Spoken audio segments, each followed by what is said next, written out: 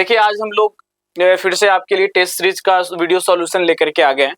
तो देखते हैं यहाँ पे कौन क्वेश्चन किस तरह के दिया गया है। तो सबसे पहला क्वेश्चन है आपको, ये आइसोमेरिज्म से है और ज्योमेट्रिकल आइसोमेरिज्म से है।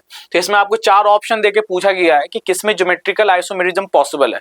तो आपको पता है ज्योमेट्रिकल आइसोमेरिज्म कहाँ पॉसिबल होता है, जहाँ पे रोटेशन रिस्ट्रिक्टेड रहता है। और डबल बॉन्ड के अबाउट तो रोटेशन रिस्ट्रिक्टेड रहता ही है, लेकिन कंडीशन ये है कि डबल बॉन्ड के साथ जो भी ग्रुप अटैच्ड है, यहाँ से जो ग्रुप अटैच्ड होगा ये ग्रुप अलग अलग होना चाहिए।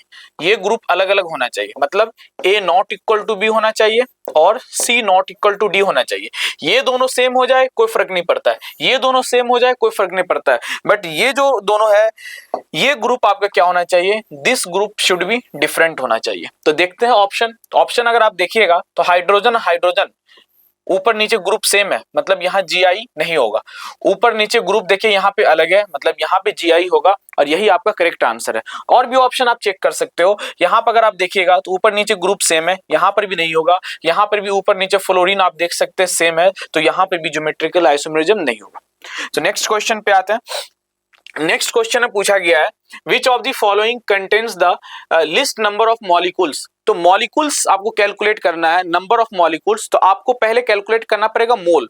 अब मोल कैलकुलेट करने के बाद हम कैलकुलेट करेंगे मॉलिक्यूल्स, उसमें आपको अवोगाड्रोस नंबर मल्टीप्लाई करना पड़ेगा। तो सबसे पहले आपको कैलकुलेट करना क्या पड़ता है, सबसे पहले आप कैलकुलेट कीजिए नंबर ऑफ मोल्स। अब मोल्स कैलकुलेट करने के बाद उसमें आप मल्टीप्लाई कर दीजिए अवोगाड्रोस नंबर से, तो फिर आपको क्या आ जाएगा, नंबर ऑफ मॉलिक्यूल्स आ जाएगा। तो फिर हम इसको कंपेयर कर सकते हैं कि किसमें लिस्ट है, लिस्ट नंबर मतलब सबसे कम। तो देखिए पहला ऑप्शन में अगर बात कीजिएगा तो मोल्स अगर कैलकुलेट कीजिएगा, number of moles of CO2 कितना हो जाएगा, 16 ग्राम दिया हुआ है, given mass divided by molar mass कितना हो जाएगा, 44। और दूसरा यहाँ पे कैलकुलेट करते हैं मोल्स ऑफ O2। तो O2 का मोल्स कितना होगा, given mass divided by O2 का कितना हो जाएगा, ऑक्सीजन का मोलर मास होता है 16 और O2 है तो कितना हो जाएगा 32। फिर अगर तीसरा ऑप्शन को अगर चेक कीजिएगा तो मोल्स ऑफ N2 कितना हो जाएगा, 4 ग्राम दिया हुआ, given mass divided by molar mass कितना हो जाएगा 4 डिवाइडेड बाय 28। और फोर्थ ऑप्शन में आपको क्या दिया हुआ है, 2 ग्राम H2। तो number of moles of H2 कितना हो जाएगा, 2 डिवाइडेड बाय 2 मतलब कितना हो गया 1। तो यहाँ पे आपको ये सब कैलकुलेट कर लीजिए, ये वैल्यू कुछ पॉइंट में आएगा, इसको हम एक बार कैलकुलेट कर लेते हैं।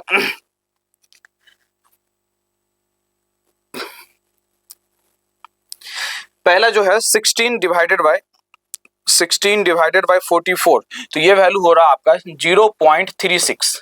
दूसरा है 8 डिवाइडेड बाय 32, तो ये वैल्यू हो गया 0.25। और 4 डिवाइडेड बाय 28, ये वैल्यू हो गया 0.14। तो भाई अब देखो नंबर ऑफ मोल्स तो आ गया, अब इसमें आप अवोगाड्रोस नंबर मल्टीप्लाई कर दीजिए तो नंबर ऑफ मॉलिक्यूल्स भी आ जाएगा। 0.36 इंटू अवोगाड्रोस नंबर, ये क्या चीज को रिप्रेजेंट करेगा, इसके मॉलिक्यूल्स को रिप्रेजेंट करेगा। यहाँ पे कितना हो जाएगा 0.25 इंटू Na मॉलिक्यूल्स, यहाँ पे कितना हो जाएगा 0.14 Na मॉलिक्यूल्स, और यहाँ पे कितना हो जाएगा, सिर्फ अवोगाड्रोस नंबर हो जाएगा 1 इंटू Na मॉलिक्यूल्स। तो आप देख सकते हो सबसे लोअर वैल्यू यहाँ पे कौन सा है, 0.14, मतलब लिस्ट नंबर ऑफ मॉलिक्यूल्स किस में होगा, 4 ग्राम N2 में होगा। नेक्स्ट क्वेश्चन पे आते हैं। नेक्स्ट क्वेश्चन में आपको बोला गया which of the following set of element follow Newlands law of Octave. देखिए न्यूलैंड्स लॉ ऑफ ऑक्टेव जो है ये अप टू कैल्शियम तक ही वैलिड है, और अप टू कैल्शियम तक जो हो गया आपको यही ग्रुप दिया हुआ है, तो ये आपका क्या हो जाएगा, इसका करेक्ट आंसर हो जाएगा। फिर देखिए consider the following statement, a sigma bond is formed when two half s orbitals are overlap। देखिए s orbitals, अगर ये एक s orbitals है तो इसके अंदर एक इलेक्ट्रॉन और एक ऑर्बिटल और s का, तो ये जब ओवरलैप करेगा तो कुछ इस तरीके से यहाँ पे क्या हो जाएगा, आपको सिग्मा बॉन्ड की फॉर्मेशन होगा। तो पहला स्टेटमेंट तो करेक्ट है। दूसरा आप देखिए pi bond is form when 2 p orbitals overlap sideways बोलिए या पैरेलल ओवरलैपिंग बोलिए, 2 p ऑर्बिटल जब ओवरलैप करेगा तो यहाँ पे क्या हो जाएगा, ये ओवरलैपिंग रीजन हो गया, तो क्या चीज की फॉर्मेशन होगा, पाई बॉन्ड की फॉर्मेशन होगा। तो मतलब इसका स्टेटमेंट 2 भी सही है। नेक्स्ट स्टेटमेंट पे आते हैं, sigma bond is weaker than pi bond, ये स्टेटमेंट गलत है। सिग्मा बॉन्ड स्ट्रॉन्गर बॉन्ड होता है, सिग्मा बॉन्ड स्ट्रॉन्गर, क्योंकि यहाँ पे जो होता है ना, ये सिग्मा बॉन्ड जो बनता है यहाँ पे अमाउंट ऑफ ओवरलैपिंग ज्यादा होता है, और अमाउंट ऑफ ओवरलैपिंग जितना ज्यादा होगा तो ये जो न्यूक्लियस है तो ये क्या करेगा, ये इलेक्ट्रॉन वाले रीजन को क्या करेगा, बहुत अच्छे तरीके से होल्ड करके रखेगा, काफी अच्छे तरीके से होल्ड करके रखेगा। जबकि यहाँ पे आप देखिए, यहाँ पे क्या है, यहाँ पे न्यूक्लियस, इस न्यूक्लियस के बीच में क्या होगा, रिपल्सन। तो यहाँ पे जो आपको ओवरलैपिंग होगा वो अमाउंट ऑफ ओवरलैपिंग उतना ज्यादा नहीं होगा, और जितना ओवरलैपिंग का अमाउंट होगा उतना ही ज्यादा वो बॉन्ड स्ट्रांग होगा। तो सिग्मा बॉन्ड ज्यादा स्ट्रॉन्गर होता है पाई बॉन्ड से। तो यहाँ पे ये स्टेटमेंट आपका गलत है, तो इसका जो करेक्ट आंसर हो जाएगा that is 1 and 2। 1 and 2 is the correct option. Next question पे आइए, match the metal ions given in the column with the spin magnetic moments of the ions given below. आपको यहाँ पे कोबाल्ट 3+ का सबका दिया गया, इसका मैग्नेटिक मोमेंट कैलकुलेट करना है। मैग्नेटिक मोमेंट का आपको फॉर्मूला मालूम है, मैग्नेटिक मोमेंट इक्वल्स टू क्या होता है, √n × n+2 बोर मैग्नेट्रॉन, जहां पे स्मॉल n क्या चीज को रिप्रेजेंट करता है, नंबर ऑफ अनपेयर्ड इलेक्ट्रॉन को। तो देखते हैं कोबाल्ट +3, कोबाल्ट का एटॉमिक नंबर 27 होता है, तो आपको सबको इलेक्ट्रॉनिक कॉन्फ़िगरेशन लिखना पड़ेगा। अगर चेक करते हैं तो कोबाल्ट का जो इलेक्ट्रॉनिक कॉन्फ़िगरेशन होता है वो कितना हो जाएगा, वो हो जाएगा 3d7 4s2। लेकिन आपसे पूछा गया किसका, कोबाल्ट +3 का, तो +3 में 3 इलेक्ट्रॉन हटाइए तो ये क्या बन जाएगा, 3d6। और 3d6 में अगर इसका d सब शेल के अंदर इलेक्ट्रॉन अगर आप भरते हैं तो कितना हो जाएगा, 1 2 3 4 5 6, मतलब n की वैल्यू कितना हो गया यहाँ पे 4। और n की वैल्यू अगर 4 हो गया, हम पहले number of unpaired electron calculate कर लेते हैं, फिर एक बार हम फॉर्मूला से मैग्नेटिक मोमेंट की वैल्यू कैलकुलेट कर लेंगे, ठीक है। तो दूसरा में देखिए, दूसरा में क्रोमियम 3+, तो क्रोमियम का एटॉमिक नंबर कितना होता है, 24। तो क्रोमियम का जो इलेक्ट्रॉनिक कॉन्फ़िगरेशन हो जाएगा क्या हो जाएगा, वो हो जाएगा 3d5 4s1। तो यहाँ पे जो d ऑर्बिटल्स के अंदर जो अनपेयर्ड इलेक्ट्रॉन होंगे, यहाँ पे तो टोटल 5 अनपेयर्ड इलेक्ट्रॉन आपको देखने को मिलेगा। हाफ फील्ड कॉन्फ़िगरेशन है 1 2 3 4 5, तो n की वैल्यू यहाँ पे कितना आ गया, n की वैल्यू आ गया 5। नेक्स्ट ऑप्शन आप थर्ड अगर देखिएगा तो आयरन, सॉरी यहाँ पे ये तो क्रोमियम का हो गया ना, लेकिन हमको किसका कैलकुलेट करना है, क्रोमियम +3 का। तो क्रोमियम +3 का अगर आप कैलकुलेट कीजिएगा, एक यहाँ से चल जाएगा और 2 इलेक्ट्रॉन यहाँ से चल जाएगा, तो क्या बच जाएगा 3d3। तो 3d3 को अगर आप फिल कीजिएगा तो 1 2 3, n की वैल्यू कितना हो गया 3, नंबर ऑफ अनपेयर्ड इलेक्ट्रॉन कितना हो गया 3rd। अगर आप यहाँ पे थर्ड ऑप्शन को अगर देखिएगा तो आयरन +3, आयरन का एटॉमिक नंबर कितना है 26, तो आयरन का इलेक्ट्रॉनिक कॉन्फ़िगरेशन कितना हो जाएगा 3d6 4s2। तो यहाँ पे किसको कैलकुलेट करना है हमको, आयरन +3 का, आयरन प्लस सारे +3 पे, सिर्फ निकल +2 पे है, तो +3 पे तो 2 यहाँ से जाएगा, यहाँ पे कितना आ जाएगा 3d5, और 3d5 आ गया तो नंबर ऑफ अनपेयर्ड इलेक्ट्रॉन कितना हो जाएगा यहाँ पे 5 हो जाएगा। फिर आइए Ni+2, Ni का एटॉमिक नंबर, निकल का एटॉमिक नंबर कितना होता है 3d8, तो निकल का जो इलेक्ट्रॉनिक कॉन्फ़िगरेशन हो जाएगा वो हो जाएगा आपका 3d8 4s2। और यहाँ पे आपको निकल +2 कैलकुलेट करना है, तो निकल +2 के लिए इलेक्ट्रॉनिक कॉन्फ़िगरेशन कितना हो जाएगा, निकल +2 के लिए इलेक्ट्रॉनिक कॉन्फ़िगरेशन हो जाएगा 3d8, और इसमें अगर आप नंबर ऑफ अनपेयर्ड इलेक्ट्रॉन अगर काउंट करते हैं तो ये हो जाएगा 1 2 3 4 5 6 7 8, मतलब नंबर ऑफ अनपेयर्ड इलेक्ट्रॉन यहाँ पे कितना हो गया 2। अब एक बार अनपेयर्ड इलेक्ट्रॉन पता चल गया तो अब हम मैग्नेटिक मोमेंट कैलकुलेट कर सकते हैं। तो मैग्नेटिक मोमेंट अगर पहले ऑप्शन के लिए अगर कैलकुलेट करते हैं, म्यू का फॉर्मूला लगाते हैं, तो म्यू इक्वल्स टू कितना हो जाएगा, √n × n+2। अब पहले कितना आया 4, तो 4 × 4+2, 4+2 कितना हो जाएगा 6, और 6 × 4 कितना हो गया 6 × 4 कितना हो गया 24। तो 24 में अगर आप देखिएगा तो ये आपका इसको अगर फैक्टर कीजिएगा तो यहाँ पे कितना आ जाएगा 6 × 4 लिख सकते हैं, और 6 × 4 को आप यहाँ पे 2 तो बाहर आ ही जाएगा, और 2 बाहर आ जाए क्या बचेगा 2√6, और ये जो वैल्यू आ जाएगा आपका 2 × जो √6 होता है वो 2 पॉइंट समथिंग होता है, तो 2 पॉइंट समथिंग जो भी हो जाए मतलब 4 पॉइंट समथिंग बोर्स मैग्नेट्रॉन होगा, 4 पॉइंट समथिंग होगा। तो 4 पॉइंट समथिंग में आप देखिए कोबाल्ट +3 का है, तो ए का हो जाएगा 4, तो ए का अगर ऑप्शन मैच कीजिएगा तो ए का 4 यहाँ पे है और यहाँ पे है, तो मतलब सेकंड और थर्ड ऑप्शन के लिए चांस ही नहीं है। और चेक कर लेते हैं, अगर आप बी ऑप्शन को भी देखिएगा तो आपका आंसर आ जाएगा, तो बाकी किसी का भी आप चेक कर लो। मान लीजिए अगर हम डी का ही चेक करते हैं, बी का ही चेक कर लेते हैं, तो बी में आपको जो दिया हुआ है म्यू इक्वल्स टू कितना हो जाएगा, नंबर ऑफ अनपेयर्ड इलेक्ट्रॉन। तो कितना है नंबर ऑफ अनपेयर्ड इलेक्ट्रॉन, 3 है। तो कितना हो जाएगा 3 इंटू 3 प्लस 2, 3 प्लस 2 कितना हो गया 5, तो 5 इंटू 3 कितना हो गया 15। तो 15 का अगर आप कैलकुलेट कीजिएगा, अगर मान लीजिए यहाँ पे 16 होता तो वैल्यू कितना आता, एग्जैक्ट 4 आता, लेकिन 15 है, तो इसका मतलब 3 पॉइंट समथिंग आएगा, और 3 पॉइंट समथिंग में आपका जो है वो है 5th। तो यहाँ पे आप देख सकते हैं जो बी का आंसर हो जाए, बी का कौन सा मैच कर रहा है, बी का जो मैच कर रहा है वो 5 मैच कर रहा है। बी में यहाँ पे 2 तो पहले ही हम कैंसिल कर दिए थे, लेकिन पहले ऑप्शन में बी का 1 दिया, तो 1 तो होगा नहीं, कौन होगा 5। तो सबको कैलकुलेट करने की जरूरत नहीं है, आप इस तरह से आंसर कैलकुलेट कर सकते हैं, जस्ट कैलकुलेशन ही है, थोड़ा बस इलेक्ट्रॉनिक कॉन्फ़िगरेशन को आपको ध्यान रखना पड़ेगा। नेक्स्ट क्वेश्चन देखिए, फॉर द रिएक्शन, इसमें आपको बोला गया है केपी केसी सब यहाँ पे लिखा हुआ है, आपको कैलकुलेट करना है। तो चलो भैया पहले केपी ही कैलकुलेट करते हैं। तो केपी कैलकुलेट कीजिएगा तो in terms of partial pressure, तो यहाँ पे देखिए पहले प्रोडक्ट साइड देखते हैं, तो यहाँ पे क्या हो जाएगा, partial pressure of H2O gaseous species है, इसके ऊपर पावर 5 आ जाएगा। सॉलिड के लिए तो हम लोग एक्टिव मास कितना लेते हैं, 1 लेते हैं, तो केपी इक्वल्स टू PH2O पे 5 आ गया, तो ये ऑप्शन सही है।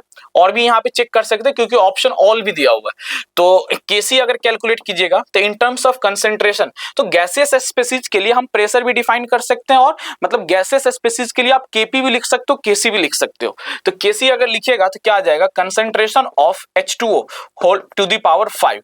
तो यहाँ पे आप देख लीजिए ये भी ऑप्शन सही है। अब यहाँ पे केपी और केसी में रिलेशन भी दिया हुआ, और केपी केसी में आपको रिलेशन मालूम है, केपी इक्वल टू कितना होता है, KP equal to KC RT पे पावर डेल एनजी, और डेल एनजी क्या होता है, number of gaseous mole of product minus number of gaseous moles of reactant.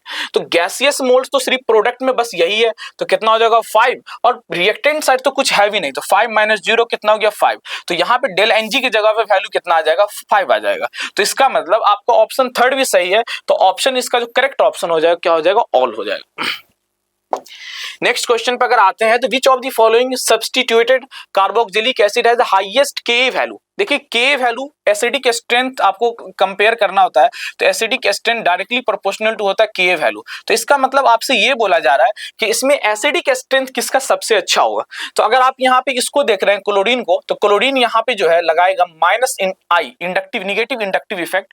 यहाँ पर भी ये क्लोरीन क्या लगाएगा, माइनस आई। यहाँ पर भी क्लोरीन क्या लगाएगा, माइनस आई। यहाँ पर भी ब्रोमीन क्या लगाएगा, माइनस आई। लेकिन माइनस आई पावर, देखिए एसिडिक स्ट्रेंथ हम लोग कंपेयर कैसे करते हैं, एसिडिक स्ट्रेंथ कंपेयर करने के लिए आपको हाइड्रोजन को हटा करके इसको बनाना पड़ेगा एनायंस, इसको बनाइए एनायंस, और इस एनायंस की स्टेबिलिटी को कंपेयर कीजिए। तो जो एनायंस जितना स्टेबल होगा, इसका मतलब यह है कि ये कंपाउंड जब एसिडिक इस फॉर्म में है, हाइड्रोजन के साथ है, तो ये उतना स्टेबल नहीं है, लेकिन जब ये हाइड्रोजन रिलीज हो जाएगा तो ये बहुत ज्यादा स्टेबल हो जाएगा। इट मींस वो कंपाउंड जो है ना H+ को बहुत फास्ट रिलीज करेगा, क्योंकि H+ को रिलीज करने के बाद उसकी स्टेबिलिटी बहुत ज्यादा बढ़ रहा है। तो अगर किसी कंपाउंड की एनाइन की स्टेबिलिटी, मतलब उसकी कॉन्जुगेट बेस की स्टेबिलिटी अगर बहुत ज्यादा है, इट मींस वो हाइड्रोजन बहुत फास्ट रिलीज करेगा, और जितना फास्ट H+ रिलीज करेगा उसकी एसिडिक स्ट्रेंथ उतना ही ज्यादा होगा। तो आपको बस यहाँ पे एनाइन की स्टेबिलिटी को कंपेयर करना है, और एनाइन की स्टेबिलिटी को कौन बढ़ाता है, इलेक्ट्रॉन विड्रॉइंग ग्रुप। और यहाँ पे आप देख सकते हो सब जगह माइनस आई लग रहा है, तो माइनस आई पावर किसका ज्यादा होता है, क्लोरीन का। तो ब्रोमीन तो आंसर होगा नहीं, और क्लोरीन में भी कौन होगा, तो जहां पे माइनस आई पावर जितना नजदीक होगा, क्योंकि इंडक्टिव इफेक्ट डिस्टेंस पे डिपेंड करता है, जितना आप दूर जाइएगा इंडक्टिव इफेक्ट तो 3-4 कार्बन के बाद इनसिग्निफिकेंट हो जाता है। तो सबसे क्लोज इंडक्टिव इफेक्ट यही है, तो इसका आंसर कौन सा हो जाएगा, आपका फर्स्ट आंसर हो जाएगा। नेक्स्ट क्वेश्चन पे आइए, which of the following molecules the central atom does not have sp3d hybridization. देखिए बहुत कॉमन सा क्वेश्चन है, ये देख करके आप टिक मार सकते हो। हमारे पास एक एग्जांपल होता है I3- और उसकी हाइब्रिडाइजेशन sp3d, सब लोग ये पढ़ते हैं, इसकी जो हाइब्रिडाइजेशन होता है sp3d, और यहाँ पे I3+ दे दिया गया है, और आपसे पूछा जा रहा है कौन sp3d नहीं होगा, तो ऑब्वियसली नहीं होगा। हम चेक भी कर सकते हैं इस ऑप्शन को, टोटल वैलेंस इलेक्ट्रॉन कैलकुलेट कीजिए, टोटल वैलेंस इलेक्ट्रॉन कीजिएगा तो आयोडीन है 3, तो 7 3 कितना हो जाएगा 21, और एक प्लस चार्ज है तो -1 करके कितना हो गया 20।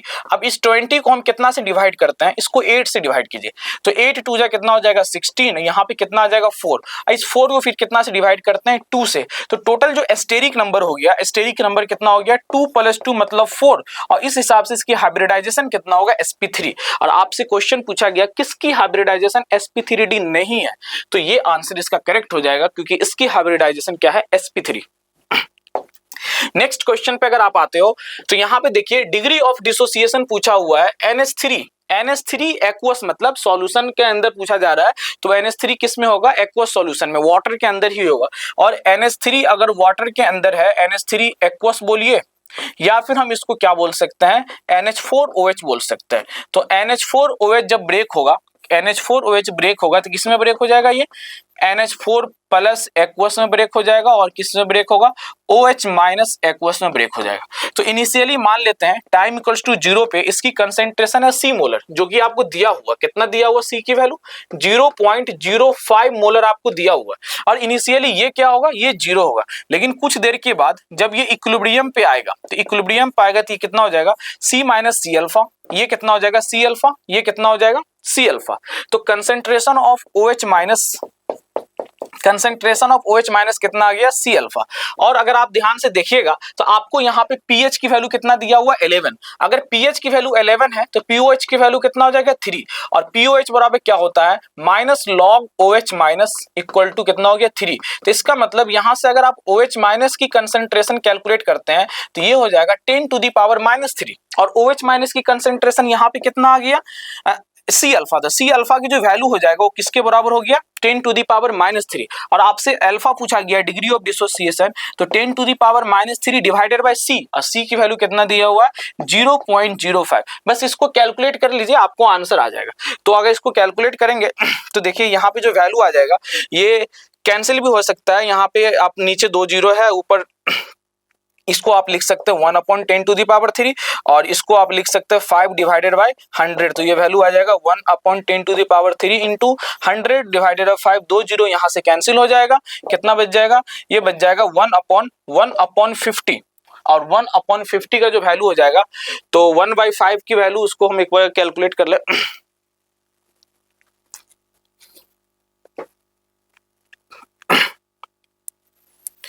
1/50 ये 0.02। आंसर इसका कौन सा हो जाएगा? फर्स्ट आंसर हो जाएगा।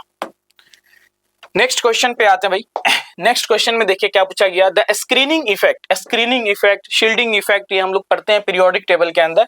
और क्या होता है कि अगर ये मान लीजिए न्यूक्लियस है, तो न्यूक्लियस के चारों तरफ ये क्या होता है? शेल होता है, सब शेल। तो सब शेल होता है, जो सबसे नजदीक होता है वो S होता है, फिर P होता है, फिर D होता है, F होता है। स्क्रीनिंग पावर क्या होता है कि न्यूक्लियस के चार्ज को जो है ना, इनर शेल के चार्ज को होता है आउटर शेल से प्रोटेक्ट, न्यूक्लियस को जो ना प्रोटेक्ट करना होता है from the charge of outer electrons. तो यहाँ पे सबसे ज्यादा स्क्रीनिंग इफेक्ट किसका होगा? स्क्रीनिंग इफेक्ट जो न्यूक्लियस के सबसे ज्यादा नजदीक है, न्यूक्लियस को सबसे ज्यादा प्रोटेक्ट कौन करेगा? S ऑर्बिटल करेगा, देन P करेगा, देन D करेगा, देन F करेगा। तो काफी नॉर्मल सा क्वेश्चन है। तो यहाँ पे बोला ग्रेटर देन D ऑर्बिटल्स का पूछा, D the screening effect of D electron is greater than P। D का P से ज्यादा नहीं, D का कम है P से, ये आंसर नहीं होगा। इक्वल टू P भी नहीं होगा। Less than S electron, D का जो होता है क्या? लेस देन S इलेक्ट्रॉन है। तो लेस देन S इलेक्ट्रॉन और लेस देन F इलेक्ट्रॉन नहीं, F से तो D का ज्यादा है। तो आंसर इसका कौन सा हो जाएगा? थर्ड हो जाएगा। नेक्स्ट क्वेश्चन पे अगर आप आते हो तो यहाँ पे आपसे पूछा गया है 3 डिग्री का यहाँ पे कार्बोकेटाइन दिया हुआ है, कार्बोकेटाइन के साथ यहाँ पे 3 मिथाइल ग्रुप अटैच किया गया, CH3 ठीक है। फिर आपको बोला गया है इज मोर स्टेबल देन बोला गया है कि यहाँ पे जो कार्बोकेटाइन है तो यहाँ पे हाइड्रोजन है, यहाँ पे CH3 है और यहाँ पे CH3 है। तो यहाँ पे जो टोटल अल्फा हाइड्रोजन हो गया, अल्फा हाइड्रोजन टोटल कितना हो गया? 9। यहाँ पे जो अल्फा हाइड्रोजन हो गया, अल्फा हाइड्रोजन टोटल कितना हो गया? 6 हो गया। तो बताइए हाइपर कॉन्जुगेटिव स्ट्रक्चर, पहला क्या बोला? मोर स्टेबल, तो मोर स्टेबल तो है। फिर पूछा गया मोर number of hyper conjugative structure, hyper, भाई जितना ज्यादा अल्फा हाइड्रोजन होगा ना, हाइपर कॉन्जुगेटिव स्ट्रक्चर भी उतना ही होता है। एक कंपाउंड का hyperconjugative structure equal to क्या होता है? Number of alpha hydrogen. तो इसमें अल्फा हाइड्रोजन ज्यादा, और यही चीज जो है ना कार्बोकेटाइन की स्टेबिलिटी को भी बढ़ाता है, कार्बोकेटाइन की स्टेबिलिटी को भी बढ़ाता है। तो स्टेटमेंट 2 भी सही है। तो both statement 1 and statement 2 are correct, ठीक है। नेक्स्ट क्वेश्चन पे अगर आप आते हो तो यहाँ पे देखिए सॉल्युबिलिटी प्रोडक्ट से काफी कॉमन सा क्वेश्चन दिया हुआ है। एक्स पूछा जा रहा है आपको, यहाँ पे एक स्पेरिंगली सॉल्युबल सॉल्ट दिया हुआ है, और स्पेरिंगली सॉल्युबल सॉल्ट जब ये KSP के लिए बात कर रहा है ना, तो हम इसे सॉल्ट को स्पेरिंगली सॉल्युबल सॉल्ट ही मानते हैं, जो कि वाटर के अंदर एक्वस सॉल्यूशन में अपने आयंस के साथ इक्विलिब्रियम में एग्जिस्ट करता है। तो यहाँ पे सॉल्ट का जो आयंस क्या बनेगा, एक तो बनेगा M+X बनेगा और प्लस क्या बनेगा XOH- बनेगा। ये भाई आपको ब्रेक करने आना चाहिए, आपको जब तक ऐसे आप ब्रेक नहीं कर पाते हो तो फिर आपसे मुश्किल है ये क्वेश्चन इस तरह का बनना। तो मान लीजिए इसकी सॉल्युबिलिटी S है जो कि दिया हुआ है, सॉल्युबिलिटी कितना दिया हुआ 10⁻⁻⁴। तो S की वैल्यू आपको 10⁻⁻⁴ मोलर दिया हुआ है। तो अगर ये S है तो इसकी भी सॉल्युबिलिटी S होगा और इसकी सॉल्युबिलिटी कितना हो जाएगा XS हो जाएगा। तो अगर आप KSP कैलकुलेट करते हो तो क्या हो जाएगा, सॉल्युबिलिटी ऑफ M+X इनटू क्या हो जाएगा, सॉल्युबिलिटी ऑफ OH- और इस पे पावर कितना आ जाएगा X। तो M+X की सॉल्युबिलिटी कितना है S और OH- की सॉल्युबिलिटी कितना है XS और इस पे पावर कितना आ जाएगा X। तो KSP का जो वैल्यू हो गया, KSP का वैल्यू कितना हो जाएगा, S पे पावर 1 है और S पे पावर X है, तो कितना हो जाएगा ये 1+X हो जाएगा इनटू कितना हो जाएगा X पे पावर X हो जाएगा। ठीक है, X पे पावर X हो जाएगा। तो खैर सॉल्युबिलिटी का वैल्यू भी आपको दिया हुआ है 10⁻⁻⁴। तो 10⁻⁻⁴ इस पे पावर कितना आ गया 1+X और X पे पावर तो X है ही, और इन सब वैल्यू को आपको बराबर करना किसके, KSP का यहाँ पे दिया हुआ 4 इंटू 10⁻⁻12 4 इंटू 10⁻⁻12। तो आप देखिए इस क्वेश्चन को आप बहुत आसानी से सॉल्व कर सकते हो, ऑप्शन के हिसाब से ले लीजिए। यहाँ पे X की वैल्यू 1 है तो देखिए X की वैल्यू 1 पुट करके इतना आता है कि नहीं। अगर X की वैल्यू 1 पुट करेंगे तो 1 कितना हो जाएगा 2 और 2 हो गया तो ये कितना हो जाएगा 10⁻⁻8 हो जाएगा 10⁻⁻8 हो जाएगा और X पे पावर 1, तो यहाँ पे सिर्फ X पे पावर 1 हो गया इक्वल्स टू कितना हो जाएगा, then the value of X is KSP 4 into 10⁻⁻12। अच्छा X की वैल्यू हम 1 ले रहे हैं ना, X की वैल्यू 1 ले रहे हैं तो यहाँ पर भी 1, तो 1 इंटू 1 कितना हो गया 1 पे पावर 1 कितना हो जाएगा 1। यहाँ पे अगर X का 1 पुट कीजिएगा, हम ऑप्शन के हिसाब से चेक कर रहे हैं तो ऑप्शन मान रहे हैं X की वैल्यू मान लेते हैं 1, तो यहाँ पे अगर 1 पुट कीजिएगा यहाँ पे 1, तो ये टर्म तो 1 हो गया, यहाँ पे 1 पुट कीजिएगा तो 10⁻⁻ कितना हो जाएगा 112, तो 10⁻�8 ये इसके बराबर नहीं हो रहा, इसका मतलब ये ऑप्शन नहीं होगा। दूसरा ऑप्शन चेक करते हैं, तो 2 पे पावर 2 कितना हो गया, 2 पे पावर 2 कितना हो गया 4 इंटू, और यहाँ पे अगर 2 पुट करेंगे तो 2 + 3 अब -4 इंटू 2 कितना हो जाएगा 10⁻⁻12 हो गया। समझ में आ रही बात। तो आंसर इसका कौन सा हो जाएगा, तो करेक्ट आंसर इज 2 हो जाएगा, X की वैल्यू कितना हो जाएगा 2 हो जाएगा। नेक्स्ट क्वेश्चन पे आते हैं, विच of the following species does not exist under normal condition. देखिए ये जो है ना, ये मॉलिक्यूलर ऑर्बिटल थ्योरी MOT हम लोग पढ़ते हैं केमिकल बॉन्डिंग के अंदर, उसके टॉपिक है। आप MOT के हिसाब से जब आप बॉन्ड ऑर्डर कैलकुलेट कीजिएगा बेरिलियम इसका Be2 का, तो बॉन्ड ऑर्डर की वैल्यू कितना आ जाएगा 0। बॉन्ड ऑर्डर क्या चीज को रिप्रेजेंट करता है, बॉन्ड ऑर्डर रिप्रेजेंट करता है बॉन्ड की मल्टीप्लिसिटी को। अगर किसी के बीच में अगर सिंगल बॉन्ड है तो इसका बॉन्ड ऑर्डर कितना हो जाएगा, इसका बॉन्ड ऑर्डर होता है 1। अगर मल्टीपल डबल बॉन्ड है तो बॉन्ड ऑर्डर कितना हो जाएगा, बॉन्ड ऑर्डर हो जाएगा 2। अगर ट्रिपल बॉन्ड है तो बॉन्ड ऑर्डर कितना हो जाएगा, बॉन्ड ऑर्डर हो जाएगा 3। तो अगर मतलब बॉन्ड ऑर्डर अगर 0 आ रहा है, इसका मतलब वो मॉलिक्यूल्स के बीच में बॉन्ड है ही नहीं, वो प्रैक्टिकली वो मॉलिक्यूल्स एग्जिस्ट ही नहीं करेगा। तो यहाँ पे आप इसको कैलकुलेट कीजिएगा तो बॉन्ड ऑर्डर 0 आएगा, तो ये मॉलिक्यूल्स पॉसिबल नहीं। नेक्स्ट क्वेश्चन पे आइए, कार्बन इज sp3 हाइब्रिडाइज इन। देखिए डायमंड्स और ग्रेफाइट, आपको पता है ये डायमंड के अंदर क्या होता है, जितने कार्बन एटम होता है ना, सब कार्बन एटम क्या होता है टेट्राहेड्रली अटैच्ड होता है एक दूसरे के साथ, टेट्राहेड्रली अटैच होता है। तो कार्बन अगर 4 बॉन्ड से अगर अटैच्ड है सिग्मा बॉन्ड से, तो हाइब्रिडाइजेशन कितना होगा sp3। जबकि ग्रेफाइट के अंदर क्या होता है, ग्रेफाइट के अंदर लेयर टाइप स्ट्रक्चर होता है, layer type covalent type structure होता है, और एक कार्बन जो होता है क्या होता है 3 कार्बन से बॉन्डेड होता है, एक इलेक्ट्रॉन फ्री रहता है। तो ये जो एक इलेक्ट्रॉन फ्री है तो कार्बन टोटल 3 बॉन्ड बना रहा था, हाइब्रिडाइजेशन कितना हो जाएगा sp2। तो ग्रेफाइट के अंदर sp2 होता है, तो ऑप्शन कौन सा हो जाएगा, ओनली डायमंड। sp3 हाइब्रिडाइजेशन कहां होता है, सिर्फ और सिर्फ डायमंड के अंदर। नेक्स्ट क्वेश्चन पे अगर आप आते हो तो देखिए which molecules does not exist, which molecules, यहाँ पे आप अगर इस ऑप्शन को अगर देखिएगा तो बोरोन के साथ 6 फ्लोरीन अटैच्ड है, बोरोन सेकंड पीरियड का एलिमेंट है। अगर बोरोन का आप इलेक्ट्रॉनिक कॉन्फ़िगरेशन लिखिएगा, इसके पास d ऑर्बिटल्स नहीं है और ये 6 बॉन्ड बना ही नहीं सकता। तो आंसर कौन सा इसका करेक्ट हो जाएगा, थर्ड ऑप्शन करेक्ट हो जाएगा। Which of the following is not an aromatic compounds? Aromatic compounds होने के लिए हकल्स रूल को फॉलो करना पड़ता है। क्या क्या कंडीशन होता है एरोमेटिक के लिए, पहला कंडीशन आपको चेक करना चाहिए कंपाउंड कैसा होना चाहिए, साइक्लिक। दूसरा चेक करना होता है कंपाउंड कैसा होना चाहिए, कॉन्जुगेटेड। कॉन्जुगेटेड सिस्टम होना चाहिए। तीसरा क्या चेक करना होता है कि वो प्लेनर मॉलिक्यूल्स होना चाहिए। प्लेनर मॉलिक्यूल्स बोलने का मतलब क्या हो गया, उसके अंदर जितना भी एटम्स है ना उसकी हाइब्रिडाइजेशन क्या होना चाहिए, sp2 होना चाहिए या sp भी बोल सकते हो। और चौथा कंडीशन क्या है, हकल्स रूल को फॉलो करना चाहिए, मतलब 4n+2 पाई इलेक्ट्रॉन उसके अंदर होना चाहिए।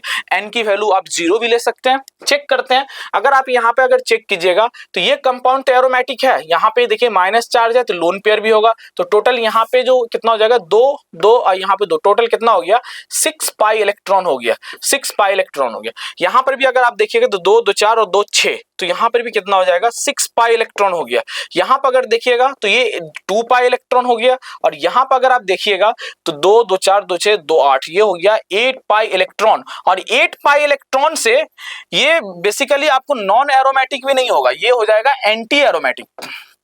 क्योंकि हम लोग पढ़ते हैं कि अगर 7 और मोर मेंबर रिंग अगर नॉन एरोमेटिक है तो आप जानते हैं कि स्टेबिलिटी ज्यादा किसकी होती है, स्टेबिलिटी ज्यादा होता है एंटी एरोमेटिक। अगर 7 और मोर मेंबर रिंग अगर एंटी एरोमेटिक है, अगर एंटी एरोमेटिक होता है तो वो एंटी एरोमेटिक होगा नहीं, वो मॉलिक्यूल्स रोटेट हो जाएगा, आउट ऑफ प्लेन चल जाएगा, और वो मॉलिक्यूल्स कैसा हो जाएगा, नॉन प्लेनर। क्योंकि नॉन एरोमेटिक स्ट्रक्चर ज्यादा स्टेबल होता है एंटी एरोमेटिक से। तो यहाँ पे ये जो कंपाउंड हो जाएगा इसे आप नॉन एरोमेटिक बोलिएगा। 8 पाई इलेक्ट्रॉन के हिसाब से ये क्या होना चाहिए था, एंटी एरोमेटिक, लेकिन एंटी एरोमेटिक होगा नहीं क्योंकि 7 और मोर मेंबर रिंग है, तो ये क्या हो जाएगा, नॉन एरोमेटिक। तो खैर हमारा ये क्वेश्चन का ये कॉन्सेप्ट तो नहीं है, क्वेश्चन में तो जस्ट पूछा गया विच इज नॉट एरोमेटिक, तो ये एरोमेटिक नहीं है, और यही आपका करेक्ट आंसर है।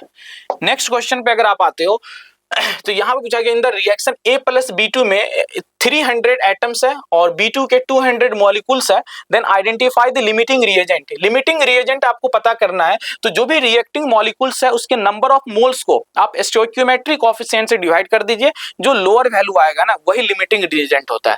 तो यहाँ पे आपको नंबर ऑफ एटम्स दिया हुआ और नंबर ऑफ मॉलिक्यूल्स दिया हुआ, मतलब आपको नंबर ऑफ पार्टिकल्स दे रहा है, और नंबर ऑफ पार्टिकल्स से अगर आपको मोल कैलकुलेट करना होता है तो आप एवोगाड्रोस नंबर लगाते हैं, तो यहां से आपको क्या मिल जाता है, नंबर ऑफ मोल्स मिल जाता है। तो अगर आप ए के अगर मोल्स कैलकुलेट करते हैं तो ए के लिए नंबर ऑफ पार्टिकल्स कितना दिया गया, 300, और 300 divided by Avogadro's number. B के लिए अगर कैलकुलेट कीजिएगा तो नंबर ऑफ पार्टिकल्स आपको दिया गया 200, 200 डिवाइडेड बाय क्या हो जाएगा, एवोगाड्रोस नंबर। पार्टिकल्स में कुछ भी आ सकता है, नंबर ऑफ एटम हो सकता है, नंबर ऑफ मॉलिक्यूल्स हो सकता है, नंबर ऑफ आयंस हो सकता है। पार्टिकल्स के शक्ल में आपको क्या सब दिया जा सकता है, आपको नंबर ऑफ एटम्स दिया जा सकता है, नंबर ऑफ मॉलिक्यूल्स दिया जा सकता है, नंबर ऑफ आयंस दिया जा सकता है। बात समझ में आ रही है? तो आप बताइए, ये तो नंबर ऑफ मोल्स हो गया, और दोनों के कोएफिशिएंट स्टोइकियोमेट्रिक कोएफिशिएंट 1 ही है, तो बस अब देख लीजिए दोनों में से लोअर वैल्यू कौन सा है। भाई 300 को n से डिवाइड करो, 200 को n से डिवाइड कीजिए, तो लोअर वैल्यू ये हो गया ना, लोअर वैल्यू ये हो गया, तो ये हो गया लोअर वैल्यू। तो इसका मतलब B2 हमारा क्या है, B2 लिमिटिंग रिएजेंट है, B2 लिमिटिंग रिएजेंट है, और इसका आंसर कौन सा हो जाएगा, फर्स्ट। नेक्स्ट क्वेश्चन में देखिए, which of the following series of lines in the atomic emission spectrum hydrogen in the visible region. भाई ये तो सबको याद ही रहना चाहिए, बाल्मर सीरीज जो होता है वो हमारे विजिबल रीजन के अंदर आता है, तो इसका आंसर कौन सा हो जाएगा, 63 का थर्ड आंसर हो जाएगा। नेक्स्ट क्वेश्चन पाइए, carbon shows maximum covalency of 4। Carbon tetravalent होता है क्योंकि कार्बन के एक्साइटेड स्टेट में 4 अनपेयर्ड इलेक्ट्रॉन होते हैं, तो स्टेटमेंट 1 तो सही है। Carbon has only S and P, second period का एलिमेंट है, तो इसके पास सिर्फ और सिर्फ S और P ऑर्बिटल्स ही होते हैं वैलेंस शेल के अंदर। दोनों स्टेटमेंट सही है, both statement 1 and statement 2 are correct. Next question पाइए, which of the following compound can not be obtained by single alkyl halide by Wurtz reaction. भाई उर्ज रिएक्शन से जो है ना हम लोग बनाते हैं, ये उर्ज रिएक्शन की लिमिटेशन है कि उर्ज रिएक्शन से हम लोग बनाते हैं symmetrical alkane of even number of carbon atom, symmetrical alkane of even number of carbon atom. तो देखिए यहाँ पे ब्यूटेन अगर आप देखिएगा तो ब्यूटेन 4 कार्बन का है, मतलब इवन तो है और सिमेट्रिकल भी है ना, सिमेट्रिकल 2 पार्ट में आप इसको कट कर सकते हो, 2 कार्बन इधर 2 कार्बन इधर। हेक्सेन को आप देखिएगा 1 2 3 4 5 6, तो यहां पर भी आप 3-3 कार्बन का आप ले सकते हैं, इवन भी है और सिमेट्रिकल भी है, तो हम इसको तो बना सकते हैं। लेकिन आपसे पूछा गया which can not be prepared. Pentane अगर आप देखिएगा तो पेंटेन के अंदर क्या हो गया, 1 2 3 4 5, यहाँ पे ये एक तो ऑड नंबर हो गया, ऑड नंबर हो गया तो ऑब्वियस सी बात है अनसिमेट्रिकल होगा। अब आप ऐसा मत सोचो कि सर यहाँ से कट कर दिए, तो एटम को नहीं कट करते भाई, हम यहाँ पे बॉन्ड को कट करेंगे, तो आप बॉन्ड को कट कीजिएगा, इधर 2 कार्बन इधर 3 कार्बन आ जाएगा। तो ये इस तरह के एल्केन को हम वुर्ज रिएक्शन से प्रिपेयर्ड नहीं कर सकते। ठीक है, ऑक्टेन को भी देखिएगा तो इवन नंबर है 2 3 4 5 6 7 8, तो 4 का यहाँ पे आप इसको क्या करते हैं 2 पार्ट में कट कर सकते हैं। तो आंसर इसका कौन सा हो जाएगा, third answer is the correct answer. Next question पे अगर आते हैं, काफी सिंपल सा क्वेश्चन है, temperature remains constant. Temperature remains constant मतलब क्या, isothermal. Heat transfer is zero, heat transfer zero मतलब क्या, adiabatic process. Initial state and final state is same, initial state final state same कहां होता है, साइक्लिक प्रोसेस में। Pressure constant, pressure constant कहां होता है, आइसोबारिक में। काफी एग्जाम में ऐसे क्वेश्चन पूछे जाते हैं, लास्ट ईयर भी क्वेश्चन आया था सेमले टाइप का। तो बताइए जो ए का कौन सा मैच कर गया, सेकंड। तो ए का सेकंड यहां पे है और ए का सेकंड यहां पे है, बाकी इस दोनों ऑप्शन का तो कोई चांस ही नहीं है। बी का हो गया थर्ड, तो बी का देखिए इसमें ये थर्ड दिया हुआ, यहाँ पे बी का 1 दिया हुआ, तो आंसर इसका कौन सा करेक्ट हो गया, third option is the correct. Next question पे आते हैं, देखिए काफी बढ़िया रिएक्शन है ये, यहाँ पे आपको दिया गया है एल्काइन, और एल्काइन के ऊपर लिया गया है HgSO4 H2SO4।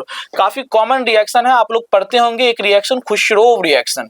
खुशरोव रिएक्शन क्या होता है, खुशरोव रिएक्शन से हम एल्डिहाइड कीटोन बनाते हैं, एल्डिहाइड कीटोन बनाते हैं एल्काइन से। और इधर आप देखिएगा, इधर आपको दिया हुआ हाइड्रोबोरेशन ऑक्सीडेशन, हाइड्रोबोरेशन ऑक्सीडेशन। एक चीज तो कंफर्म है, हाइड्रोबोरेशन ऑक्सीडेशन में और खुशरोव रिएक्शन दोनों ही में हम क्या करते हैं, वाटर की एडिशन करते हैं। अब वाटर की एडिशन एक बार नहीं करेंगे, 2 बार करेंगे, 2 बार करेंगे, और वो भी एंटी मार्कोनिकॉप्स रूल के अकॉर्डिंग। एंटी मार्कोनिकॉप्स रूल के अकॉर्डिंग क्या होता है कि वाटर के अंदर जो निगेटिव पार्ट है, ये तो हो गया इसका पॉजिटिव पार्ट, और निगेटिव पार्ट क्या होगा, OH माइनस। तो निगेटिव पार्ट को सब्स्टिट्यूट करेंगे जहां पे लेस हाइड्रोजन एटम प्रेजेंट है।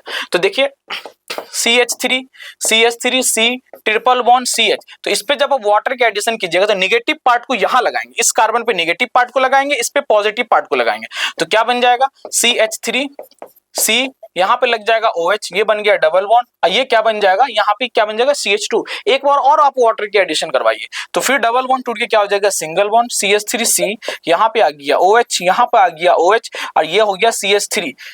और एक कार्बन के ऊपर 2 हाइड्रोक्सी, मतलब जेमिनल डायोल्स जो होता है वो अनस्टेबल होते हैं, और ये क्या होता है, वाटर का लॉस करेगा, -H2O यहां से बाहर होगा, तो 2 हाइड्रोजन और 1 ऑक्सीजन बाहर करना है, तो 2 हाइड्रोजन ये दोनों को बाहर कर दीजिए, 1 ऑक्सीजन को बाहर कर दीजिए, तो इस कार्बन में क्या बचेगा, सिर्फ और सिर्फ ऑक्सीजन बचेगा। तो सिर्फ और सिर्फ ऑक्सीजन बचेगा, तो उस ऑक्सीजन को हम डबल बॉन्ड से जोड़ देते हैं, और ये CH3 मतलब क्या बन रहा है कि दोनों ही केसेस में आपको सेम प्रोडक्ट बनेगा। पहली बात तो इसको आप बहुत आसानी से अगर आप सॉल्व करते हैं तो ये दोनों आंसर का तो कोई चांस ही नहीं बनता, क्योंकि प्रोडक्ट दोनों में डिफरेंट तो बन ही नहीं रहा, दोनों में सेम कहानी है। 2 टाइम्स हमको वाटर की एडिशन करवाना है according to anti Markovnikov's rule, तो प्रोडक्ट तो सेम बनेगा। प्रोडक्ट क्या बन रहा है, एसीटोन। तो थर्ड और लास्ट ऑप्शन जो हो जाएगा, fourth option is the correct answer. Next question पाइए, Baeyer's reagent cold diluted KMnO4, alkaline नहीं, कोल्ड डाइल्यूटेड KMnO4 को हम क्या बोलते हैं, बेयर्स रिएजेंट। तो क्या हो जाएगा, हाँ, कोल्ड डाइल्यूटेड के एल्कली न्यूट्रल एक्वस, ये आंसर क्या हो जाएगा, cold diluted alkaline permanganate solution को हम क्या बोलते हैं, बेयर्स रिएजेंट। हाइड्रोक्सिलेशन प्रोसेस के लिए यूज करते हैं हम एल्कीन के ऊपर। हाइड्रोक्सिलेशन मतलब क्या होता है कि एडजेसेंट डबल बॉन्डेड कार्बन के ऊपर हाइड्रोक्सी ग्रुप के अटैच करते हैं, सिन एडिशन करवाते हैं इस मेथड में, तो इसको हम बेयर्स रिएजेंट बोलते हैं। नेक्स्ट में आइए, enthalpy of combustion of cyclohexane और H2 आर रिस्पेक्टिवली, मतलब तीनों चीज का आपको क्या दिया हुआ है, इंथैल्पी ऑफ कंबशन दिया हुआ, आपसे हीट ऑफ हाइड्रोजनेशन पूछा जा रहा है साइक्लोहेक्सीन का। साइक्लोहेक्सीन क्या होता है, साइक्लोहेक्सीन होता है ये, इसके ऊपर अगर आप H2 की रिएक्शन अगर करवाते हो तो ये क्या बन जाएगा, साइक्लोहेक्सेन। तो यहाँ पे जो चेंज इन इंथैल्पी आएगा डेल्टा RH, उसी को हम क्या बोलेंगे, हीट ऑफ हाइड्रोजनेशन बोलेंगे। मतलब इस रिएक्शन में जो हीट रिलीज हो रहा है उसे हम क्या बोल रहे हैं, हीट ऑफ हाइड्रोजनेशन। मतलब डेल RH की अगर यहाँ पे निकालिएगा तो आपको क्या करना पड़ेगा, आपको क्वेश्चन में किसका डेटा दिया हुआ, कंबशन का डेटा। कंबशन के डेटा में आपको मालूम है हम लोग क्या करते हैं, enthalpy of combustion of reactant minus enthalpy of combustion of क्या करते हैं, प्रोडक्ट। बस रिएक्टेंट की अगर यहाँ पे आप देख सकते हो बैलेंस तो है ही रिएक्शन, तो बस रिएक्टेंट माइनस प्रोडक्ट कर दीजिए। रिएक्टेंट में क्या है, साइक्लोहेक्सीन और H2 है। साइक्लोहेक्सीन यहाँ पे साइक्लोहेक्सीन का कितना दिया हुआ, साइक्लोहेक्सीन का दिया हुआ -3800, तो -3800 हो गया प्लस और क्या है H2, H2 का क्या दिया हुआ, लास्ट वाला जो वैल्यू वो H2 का है, मतलब माइनस 241 हो गया। ये हो गया आपका रिएक्टेंट का, और इसमें से आपको माइनस क्या करना है, प्रोडक्ट का। तो प्रोडक्ट में हमारे पास क्या, साइक्लोहेक्सेन। तो साइक्लोहेक्सेन का कितना दिया हो, जो सबसे पहला वैल्यू है साइक्लोहेक्सेन का। बस इसमें कुछ नहीं होता भाई, इसमें बस कैलकुलेशन ही है, आपको बस लंबे चौड़े डेटा मिलेंगे और कुछ नहीं, बाकी सब कॉमन कैलकुलेशन ही रहता है। ये जो भी थर्मोकेमिस्ट्री के जो क्वेश्चन होते हैं इंथैल्पी कैलकुलेशन का, तो ये कितना हो जाएगा, -3800 प्लस माइनस कितना हो जाएगा, 241 ही था, और किलो जूल में ही आंसर भी किलो जूल में आएगा, माइनस माइनस कितना हो जाएगा, प्लस 3920। आप इसको कैलकुलेट कर लीजिए, आपका आंसर आ जाएगा। अगर हम इसको कैलकुलेट अगर कर दें आपको, तो वैल्यू कितना है इसका, ये जो वैल्यूज हो गया आपका -3800 241, तो इसमें से ये जो वैल्यू हो गया कितना हो जाएगा, 3824। तो इसको माइनस करना है, 3920 माइनस 3824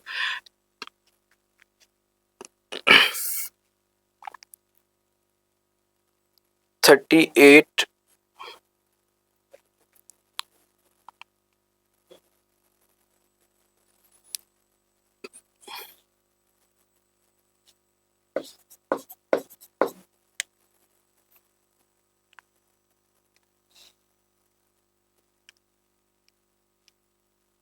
ये वैल्यू आ गया -121 वैल्यू आ गया, मतलब कितना हो गया, इसका जो करेक्ट आंसर हो जाएगा वो कौन सा हो जाएगा, दैट इज फर्स्ट आंसर का करेक्ट।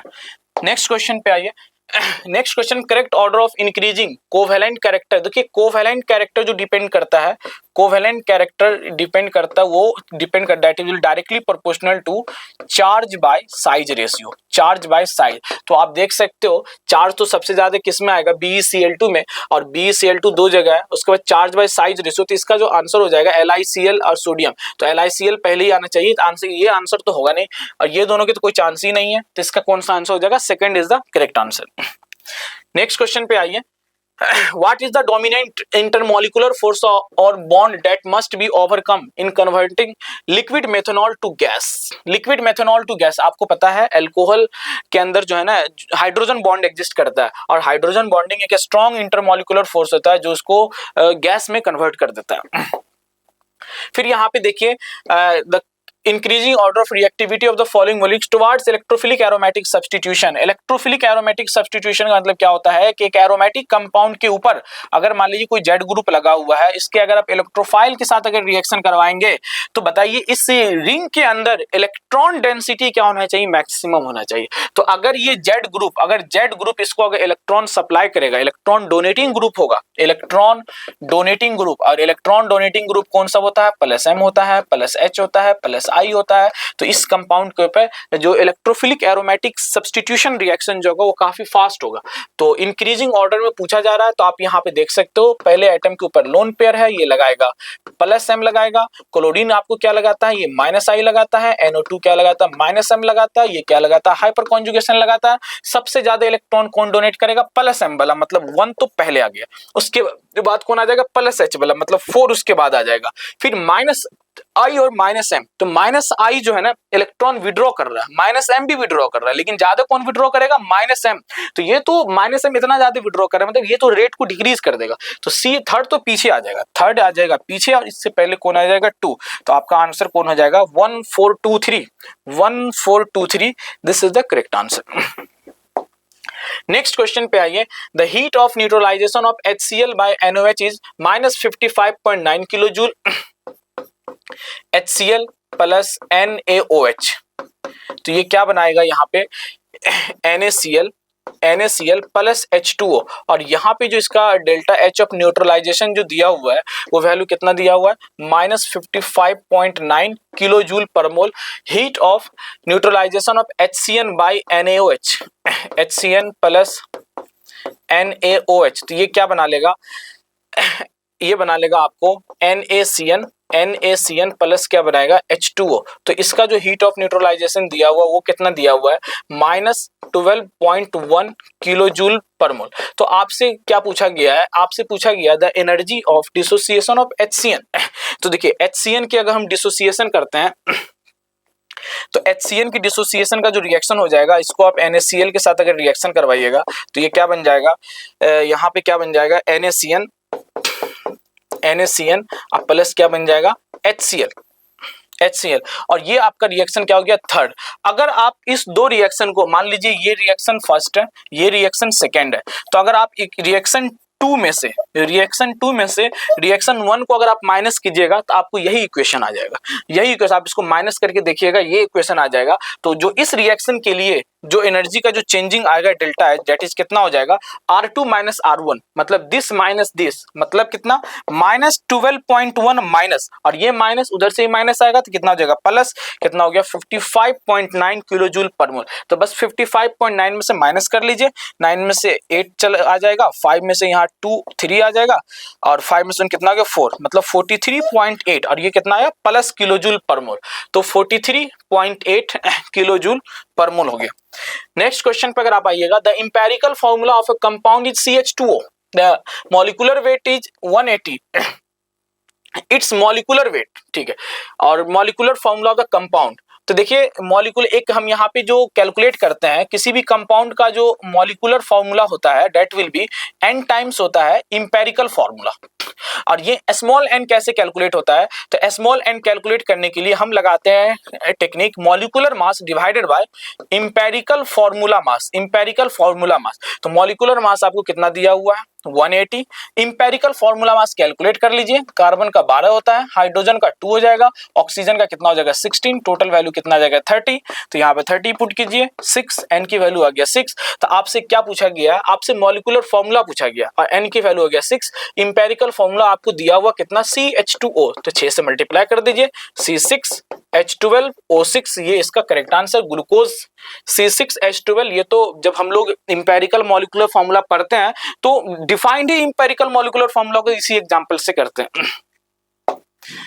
नेक्स्ट क्वेश्चन में आ गया, which of the following statement in a relation to the hydrogen atom is correct.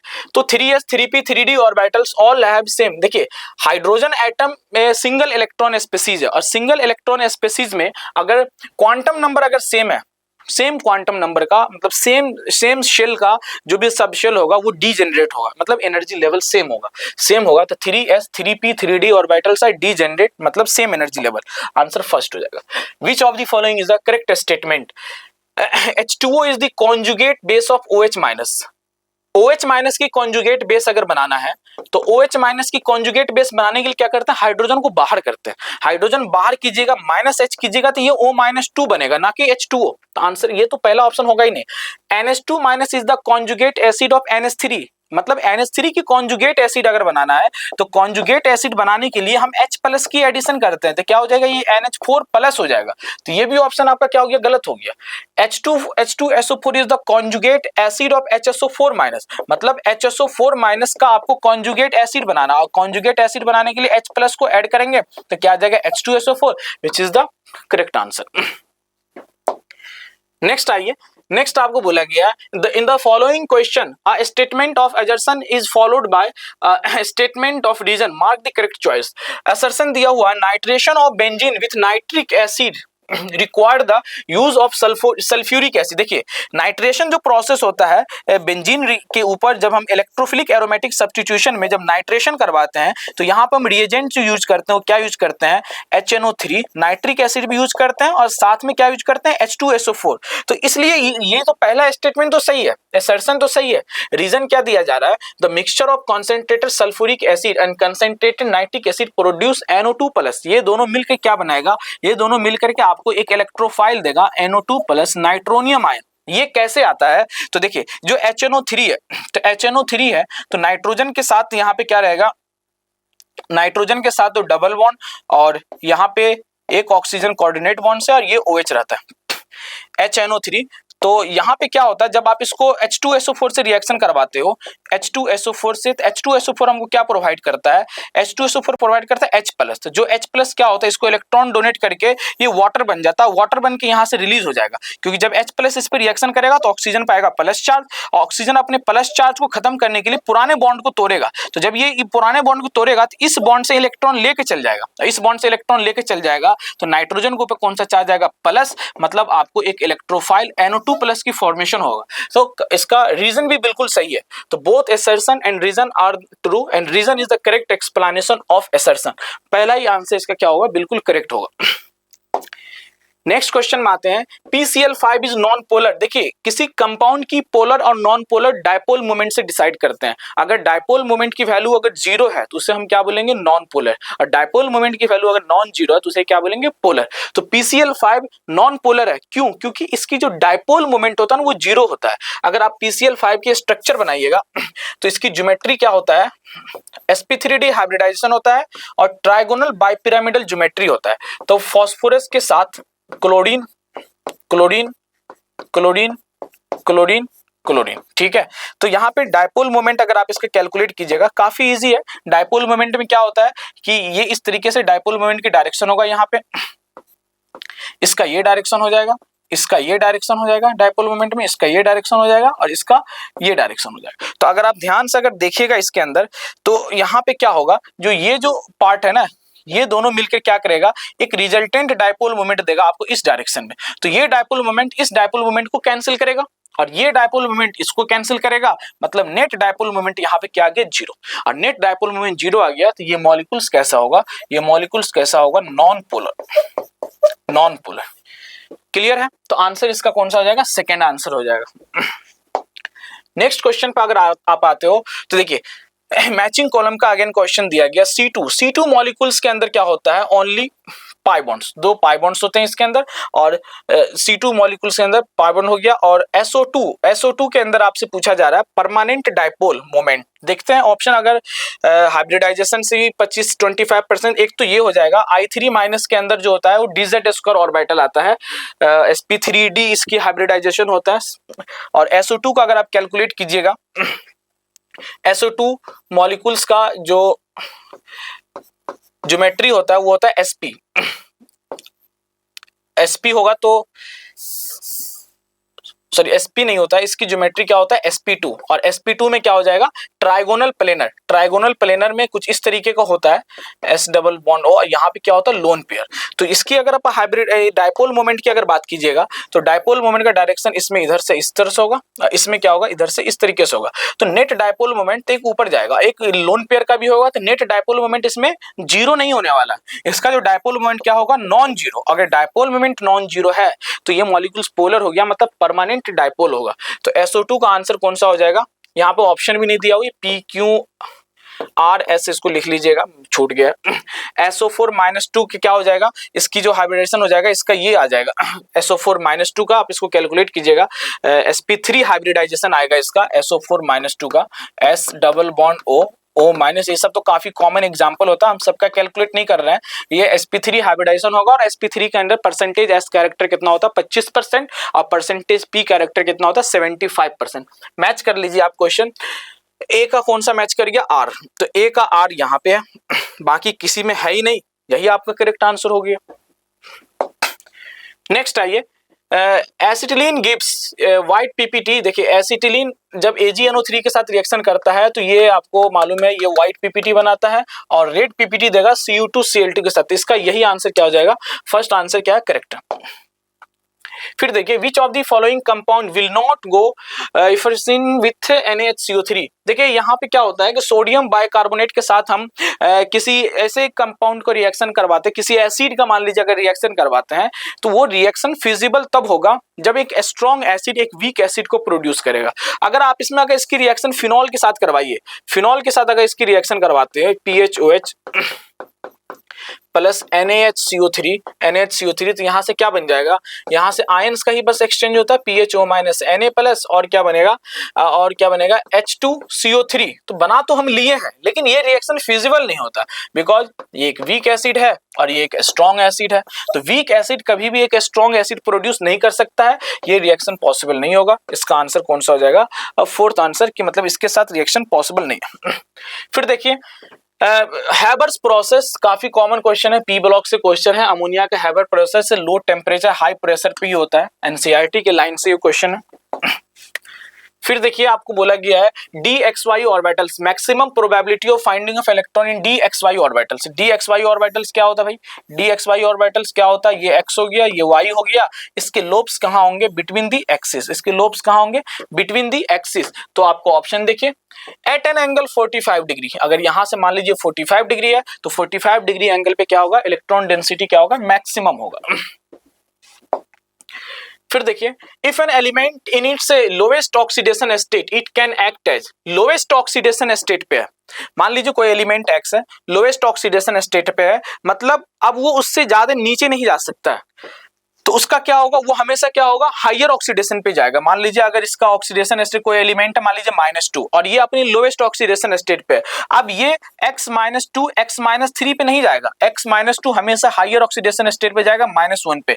तो इसका मतलब -2 से -3 पे नहीं जा रहा है, मतलब इसका रिडक्शन पॉसिबल नहीं है। अगर इसका रिडक्शन पॉसिबल नहीं होगा, ये मॉलिक्यूल्स रिड्यूस नहीं हो सकता है, तो अगर ये रिड्यूस नहीं हो सकता है तो it will not act as oxidizing agent, ये कभी ऑक्सीडाइजिंग एजेंट की तरह एक्ट नहीं करेगा।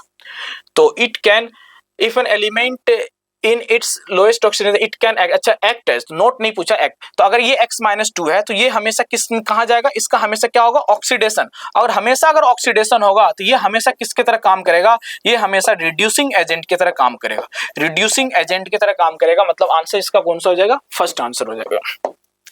नेक्स्ट क्वेश्चन पे आइए, यहाँ पे क्या हो जाएगा, स्टेटमेंट और असर्शन रीजन का क्वेश्चन है, electron affinity of oxygen is lower than sulphur, oxygen का पूछा जा रहा है सल्फर से, ये तो बिल्कुल करेक्ट स्टेटमेंट है। Assertion, oxygen has large size then sulphur, नहीं, ऑक्सीजन और सल्फर पीरियोडिक टेबल में टॉप टू बॉटम आता है, साइज इंक्रीज करता है, और due to addition of new energy shell, तो थर्ड पीरियड एलिमेंट सेकंड पे, तो इसके साइज ज्यादा होगा। तो रीजन तो बिल्कुल ही गलत है, बिल्कुल ही गलत है, और एक्सप्लेनेशन का भी इसका कोई लेना देना नहीं। तो assertion is true and reason is false, answer इसका कौन सा हो जाएगा, थर्ड हो जाएगा। नेक्स्ट आइए, which of the following is more basic than aniline, aniline आपको मालूम है, एनिलीन क्या होता है, बेंजीन रिंग के ऊपर हम क्या लगाते हैं, NH2, और यहाँ पे जो हम बेसिक स्ट्रेन जो कंपेयर करते हैं ना, that will be directly proportional two electron density on nitrogen atom, जिस नाइट्रोजन एटम पे इलेक्ट्रॉन डेंसिटी जितना ज्यादा होगा उसकी बेसिक स्ट्रेंथ उतना ही ज्यादा होगा। तो आपसे पूछा जा रहा है more basic than aniline, aniline से ज्यादा बेसिक होना चाहिए, मतलब इलेक्ट्रॉन डेंसिटी नाइट्रोजन के ऊपर इससे ज्यादा होना चाहिए। तो इससे देखिए, ये जो लोन पेयर है ना, ये है डीलोकलाइज्ड इसलिए बोल रहे हैं क्योंकि ये लोन पेयर नाइट्रोजन का रेजोनेंस में है, आप इसका रेजोनेटिंग स्ट्रक्चर बनाया जाएगा, ये लोन पेयर पाई बॉन्ड में कन्वर्ट हो जाएगा, मतलब ये लोन पेयर जो है डिस्ट्रीब्यूशन में जा रहा है, कॉन्जुगेशन में पार्टिसिपेट कर रहा है, एक जगह रुका नहीं हुआ, तो ऐसे को हम क्या बोलते हैं, डीलोकलाइज्ड बोलते हैं। और किसी एटम पे अगर लोन पेयर वहीं पे अगर रह रहा है तो उसको बोलते हैं लोकलाइज्ड। तो अगर आप देख सकते हैं तो बाकी सबके अंदर ये सबके अंदर जो लोन पेयर है डीलोकलाइज्ड है, सब रेजोनेंस में, डबल बॉन्ड, सिंगल बॉन्ड। लेकिन अगर आप यहाँ पे अगर देखिएगा तो ये लोन पेयर कहीं नहीं जा रहा, रेजोनेंस में नहीं जा रहा है, देखिए डबल सिंगल कोई भी कॉन्जुगेशन नहीं है, इसका मतलब इस कंपाउंड की बेसिक स्ट्रेंथ NH2 से ज्यादा होगा, बेसिक स्ट्रेंथ बाकी सबका कम होगा। ये तो विड्रॉइंग ग्रुप लगा हुआ है, ये -m लगा लेगा, नाइट्रोजन पे इलेक्ट्रॉन डेंसिटी और कम कर दिया, तो इसके कंपैरिजन में इसकी बेसिक स्ट्रेंथ और कम जाएगा। आपसे पूछा गया कि कौन एनिलीन से ज्यादा बेसिक होगा, तो एनिलीन से ज्यादा बेसिक कौन सा हो जाएगा, इसका आंसर 4 हो जाएगा। नेक्स्ट यहाँ पे देखिए, in titration involving KMnO4 no indicator is used, ये खुद कलर इसके पास होता है और MnO4 minus act as the self indicator, इसका दोनों स्टेटमेंट सही है, बिल्कुल एनसीईआरटी की लाइन से क्वेश्चन है, both statement 1 and 2 are correct. Electron, ये आपको देखिए पीरियोडिक टेबल का क्वेश्चन है। In the electron identity, periodic table नहीं सॉरी, एटॉमिक स्ट्रक्चर का क्वेश्चन है। The electrons identified by quantum number NNL। तो देखिए यहाँ पे इलेक्ट्रॉन जो हम भरते हैं किसी भी एलिमेंट्स के अंदर, शेल के अंदर जब इलेक्ट्रॉन भरते हैं, डेट विल बी होता है एनर्जी के अकॉर्डिंग भरते हैं, N+L वैल्यू के अकॉर्डिंग। तो जिसकी N+L वैल्यू के मतलब डायरेक्टली प्रोपोर्शनल टू होता है N+L वैल्यू। तो मतलब जिसका N+L वैल्यू ज्यादा है उसकी एनर्जी ज्यादा है। तो हम पहले इलेक्ट्रॉन किस में भरते हैं, कम एनर्जी वाले में, मतलब जिसकी N+L वैल्यू कम है। तो अगर आप देख सकते हैं यहाँ पे, तो यहाँ पे N+L वैल्यू कितना हो जाएगा, 5 हो जाएगा, 4+1। N+L वैल्यू यहाँ पे कितना हो गया, 5 हो गया। यहाँ पे N+L वैल्यू कितना हो गया, 4। N+L वैल्यू कितना हो गया, 4। पहले इलेक्ट्रॉन आप किस में भरिएगा, लोअर एनर्जी में। अच्छा यहाँ पे जो है ना हमको एनर्जी का ऑर्डर ही बताना है, क्वांटम नंबर। तो ए और सी तो पहले आएगा, ए और सी पहले आएगा, बी और डी बाद में आएगा। अब ए और सी में पहले कौन आएगा, क्योंकि दोनों का N+L वैल्यू सेम है। तो अब डिपेंड करेगा प्रिंसिपल क्वांटम नंबर, जिसका प्रिंसिपल क्वांटम नंबर ज्यादा है उसकी एनर्जी ज्यादा है। मतलब प्रिंसिपल क्वांटम नंबर यहाँ ज्यादा है तो ए ग्रेटर देन क्या हो गया, सी। और यहाँ पे देखिए प्रिंसिपल क्वांटम नंबर ये ज्यादा हो गया तो बी ग्रेटर देन क्या हो गया, डी। तो A greater than C, B greater D, ये आंसर आपका क्या हो गया, बिल्कुल करेक्ट आंसर। नेक्स्ट क्वेश्चन पे अगर आप आते हो तो 10⁻⁻⁶ molar NaOH is diluted 100 times then the pH of the dilute base. pH पूछा जा रहा है, pH पूछा जा रहा है, मतलब आप NaOH सॉल्यूशन है तो आप बेसिकली OH- की कंसेंट्रेशन निकाल लीजिए। OH- की कंसेंट्रेशन से POH आ जाएगा और POH से फिर pH आ जाएगा। तो आपको यहाँ पे देखिए 10⁻⁻⁶ मोलर NaOH, वॉल्यूम नहीं दिया हुआ, मान लेते हैं वॉल्यूम V, फिर इसको डाइल्यूट कर दिया गया। तो डाइल्यूट कर दिया गया V 100 टाइम से कितना हो गया, 100 V। आप ये फॉर्मूला लगा सकते हैं, डाइल्यूशन, कॉन्सेप्ट ऑफ डाइल्यूशन आप जानते हैं, M1V1 = M2V2। और आपको M1 की वैल्यू दिया हुआ है, M1 कितना दिया हुआ है, 10⁻⁻⁶ मोलर। V1 आप कितना मान लियो, V। M2 आपको कैलकुलेट करना है, M2 कैलकुलेट करना है, और V2 आपका कितना हो गया, 100 V। तो वैल्यू क्या हो जाएगा यहाँ पे बताइए, यहाँ से आपको M2 कैलकुलेट करना है तो M2 = हो गया M1V1 डिवाइडेड बाय V2। तो M1 की वैल्यू कितना हो गया, 10⁻⁻⁶। V1 की वैल्यू कितना हो गया, V, और V2 की वैल्यू कितना हो गया, 100 V। तो V से V कैंसिल, और 10⁻⁻⁶ ऊपर चल जाएगा 10⁻⁻2, तो कितना हो जाएगा ये 10⁻8। और ये जो M2 आया है तो बेसिकली किसका कंसेंट्रेशन आया, NaOH। और NaOH में जो NaOH का कंसेंट्रेशन होगा वही कंसेंट्रेशन किसका होगा, वही कंसेंट्रेशन Na+ का भी होगा, वही कंसेंट्रेशन किसका होगा, OH- का भी होगा। अगर इसका कंसेंट्रेशन 10⁻8 आया है, 10⁻8 आया है तो इसका भी कंसेंट्रेशन कितना होगा, 10⁻8 ही होगा। तो देखिए, तो 10⁻8 आ गया, तो यहां से आप POH कैलकुलेट कर लीजिए। तो POH अगर कैलकुलेट कीजिएगा, POH = log concentration of OH-, तो वैल्यू कितना हो जाएगा, -log 10⁻8। -8 इधर आ जाएगा, 10 की वैल्यू गया, मतलब pH कितना आ गया, 8। pH 8 आ गया, आपसे POH 8 आ गया, आपसे pH पूछा गया, तो pH कितना हो जाएगा, 14 - 8 = कितना हो गया, 6 pH आएगा। तो आपसे यहाँ पे देखिए 5 और 6 के बीच में तो होगा नहीं, एग्जैक्ट 6 ही आ रहा है, मतलब सॉल्यूशन। और वैसे भी देखो यहाँ पे जो है ना 10 बेसिक सॉल्यूशन है, तो पीएच जो है ना 7 से ज्यादा ही होना चाहिए।